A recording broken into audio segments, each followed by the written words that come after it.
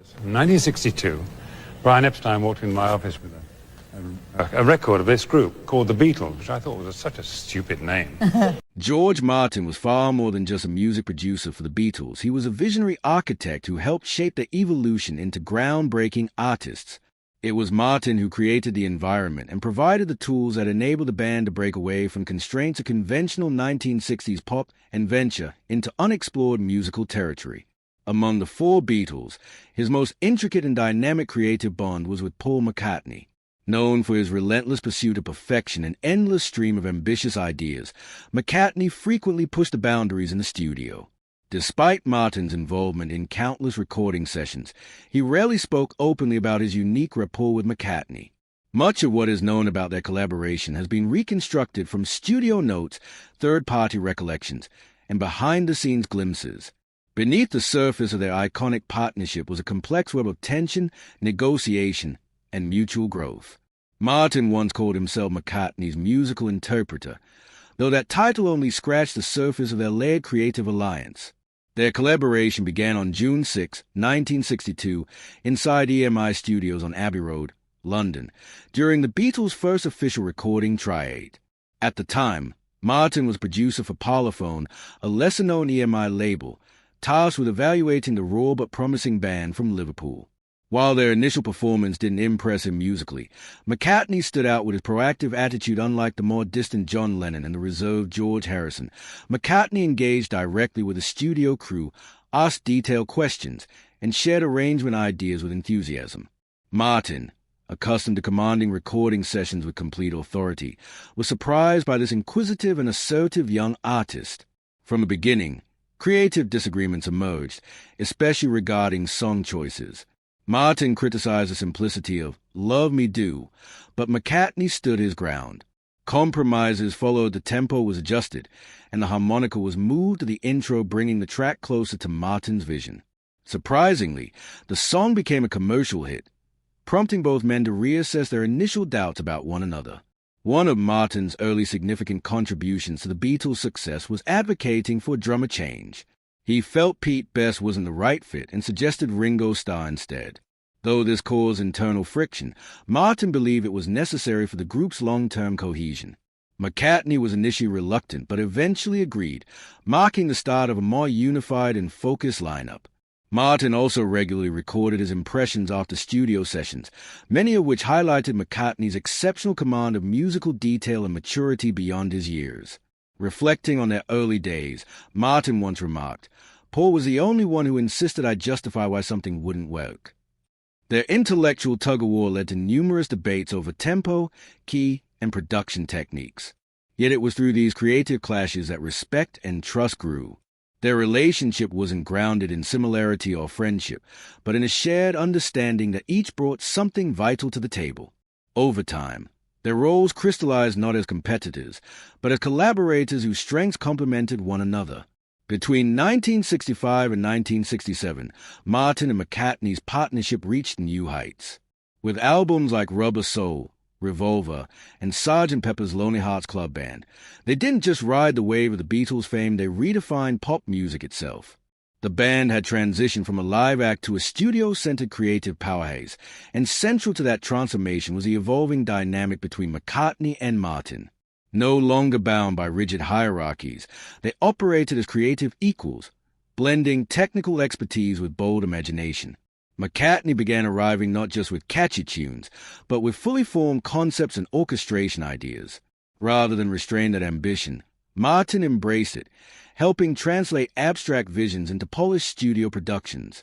A striking example of their synergy was Eleanor Rigby. When McCartney brought in the hauntingly sparse song, Martin proposed replacing traditional rock instruments with a string octet. Drawing from composers like Bartók, he arranged the piece with no guitars or drums, only raw strings, creating a sound that was both cinematic and intimate. Similarly, during the recording of For No One, though McCartney played nearly every instrument, Martin contributed a crucial suggestion, a French horn to balance the song's tone. Despite McCartney's initial hesitation, Martin quickly arranged the part and brought in Alan Civil from the London Symphony Orchestra, who completed it in just 4 takes. Martin's role wasn't to limit McCartney's creativity, but to channel it. He provided structure without stifling innovation. On the complex track A Day in the Life, which combined separate compositions by Lennon and McCartney, Martin envisioned a 40-piece orchestral bridge to unify the two parts. The recording session was dramatic, with musicians in masks and costumes, and Martin meticulously managed volume and tape speed to ensure the final chord lingered clearly for nearly a minute. During this experimental era, McCartney and Martin functioned as complementary forces, one suggesting wild ideas, the other evaluating and refining them. Disagreements were frequent but rarely personal. When McCartney proposed using reverse tape effects in Rain, Martin didn't reject the idea outright. He requested a test version, which McCartney produced, leading to the effect's purposeful inclusion. Still, their process wasn't always smooth. McCartney's creativity could be spontaneous and chaotic, often arriving at the studio with half-formed sketches and expecting swift arrangements. Martin had to balance flexibility with discipline, ensuring that the end result remained cohesive and innovative. Through it all, their partnership endured and thrived not because they always agreed, but because they trusted one another's instincts, respected their differences, and shared a commitment to pushing the boundaries of modern music. Martin never rejected the Beatles' increasing demands or tight deadlines, but he insisted on clarity if time was short. The arrangements had to be simplified. This understanding became an unspoken rule between him and the band, blending instinct with discipline. This period represented a peak in the Beatles' musical evolution and highlighted a new model for the producer's role, not just a technical facilitator, but a creative collaborator who helped turn ideas into finished works. Rather than imposing his own vision, Martin helped shape McCartney's raw ideas into structured, polished songs. Their success came not from similarity, but from leveraging their differences. As McCartney assumed more of a leadership role, the line between collaboration and control began to blur. This shift marked the beginning of what some have called a quiet unraveling. The White Album, ambitious and sprawling at 30 tracks, was a product of increasingly fragmented efforts, with each Beatle working more independently. Martin, once the unifying force behind their studio sessions, found himself on the periphery, often recording with individual members with little notice. McCartney, tightening his grip on the creative reins, would arrive with complete arrangements, direct sessions solo, play multiple instruments, and even bypass Martin altogether. Tracks like Martha My Dear were recorded without the other Beatles. Though Martin remained publicly diplomatic, he later admitted, "They weren't really a band anymore, and I wasn't really their producer." Tensions escalated when engineer Jeff Emmerich abruptly quit after a fraught session in which McCartney, dissatisfied with the bass mix and with Lennon and Harrison absent, demanded a redo. Martin didn't intervene. It was a signal that the collaborative spirit had deeply eroded. The atmosphere in the studio mirrored the group's internal fractures, as creative and managerial disputes surfaced. McCartney, determined to push forward, increasingly acted as a de facto solo producer rather than a bandleader. Martin's influence diminished, though occasional moments of synergy remained, like Lennon's impromptu piano intro for Ibla Die, Ubla Day, which McCartney accepted instantly and Martin swiftly finalized. But these were exceptions. Martin had minimal involvement in the Let It Be project, a clear indication of the growing disconnect. As the film and recording spiraled creatively, control passed to external hands, including Phil Spector, whose lush orchestration particularly upset McCartney. Feeling the heart of the long and winding road had been lost, he confided in Martin, saying it no longer felt like his song. Martin replied pointedly, "Well, Paul, you handed it off to someone else." Though he spoke without bitterness, Martin quietly declined further Beatles-related work, recognizing that the partnership had run its course. Yet, while fans speculated whether McCartney and Martin could ever reunite creatively, something unexpected happened. Free from the shadow of the Beatles, they began working together again, this time as independent artists. When the band officially split in 1970, many collaborations ended, but not theirs. In 1973, McCartney was commissioned to write the theme for Live and Let Die, a James Bond film. He personally invited Martin to produce it, marking their first official collaboration since Abbey Road. No Beatles, no Abbey Road Studios, just the essence of a partnership reborn on new terms. Paul McCartney entered the project with a melodic sketch, while George Martin took charge of arranging a full orchestra and managing the dramatic shifts between the song's various sections. The result became not only one of the most successful Bond themes ever, but also a standout moment in 1970s film music. That collaboration sparked a renewed creative partnership between the two, continuing into the 1980s as McCartney transitioned from the Wings era. By then, Martin had become a seasoned veteran, still meticulous in his approach. They reunited for Tug of War, 1982, and Pipes of Peace, 1983, working in a more harmonious environment, free from the creative tensions of their Beatles days. This newfound dynamic allowed their collaboration to flourish, echoing what their partnership had once aimed to be. Martin wasn't merely producing, he was actively shaping the direction of the albums, suggesting songs, conceptual ideas, and even guest artists. It was Martin who proposed bringing in Stevie Wonder for What's That You're Doing, a bold move that showcased his desire to expand McCartney's artistic reach. McCartney, trusting his longtime collaborator, followed through. Many consider Tug of War to be his strongest post-Beatles work, again bearing Martin's unmistakable imprint. Despite their long history, theirs wasn't a typical friendship. They weren't often seen in public together, nor did they share many personal stories.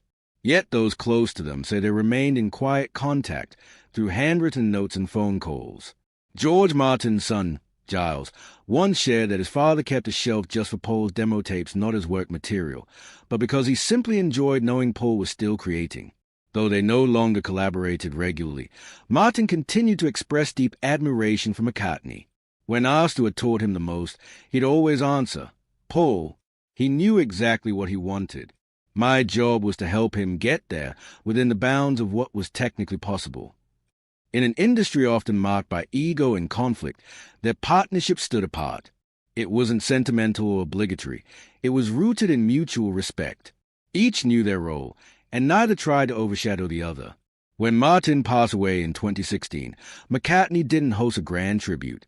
Instead, he offered heartfelt words, calling Martin a gentleman, a studio genius, and like a second father. Later that year, he held a quiet memorial in a small Oxfordshire chapel, no press, no spectacle, just a piano, a few friends, and a demo tape edited by Martin in 1981, labeled in his handwriting, unfinished but honest enough. Since Martin's death, McCartney has spoken of him more frequently not in rehearsed tributes, but as part of his creative language. Whether discussing orchestration or sound layering, he often references Martin's lessons. In 2022, McCartney told Giles that he sometimes hears George's voice during songwriting asking, "Is this for the music, or are you trying to prove something?" For McCartney, Martin never truly left. He became an internal compass, guiding him in the quiet spaces between notes. That thoughtful influence only grew as McCartney faced the rise of new technologies like AI. In 2023, while testifying before the UK Parliament, McCartney voiced ethical concerns about using AI to mimic deceased artists.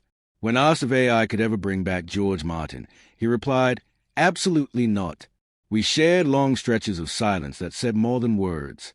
No machine can understand what those silences meant." After Martin's death, his family released a trove of unpublished writings, some of which reflected on his bond with McCartney. In one undated note, Martin admitted, "Working with Paul wasn't always easy, but said the tension kept him sharp. I handled the orchestration, but he gave it meaning." He wrote in another, more poetic line, "There was no formal goodbye between them, but McCartney's reflections continue to carry emotional weight." Likewise, Martin's handwritten notes about Paul reflect a connection that transcended labels like friend or collaborator. It was a bond built on mutual respect and complementary strengths, McCartney chasing inspiration with artistic freedom, and Martin grounding it with structure and precision. Even when their creative paths diverged, they never lost sight of each other's importance. Today, Martin's influence still lingers for McCartney, not through technology, but through the discipline, emotion, and silence that define their work. Their partnership remains a model of what creative synergy can truly be.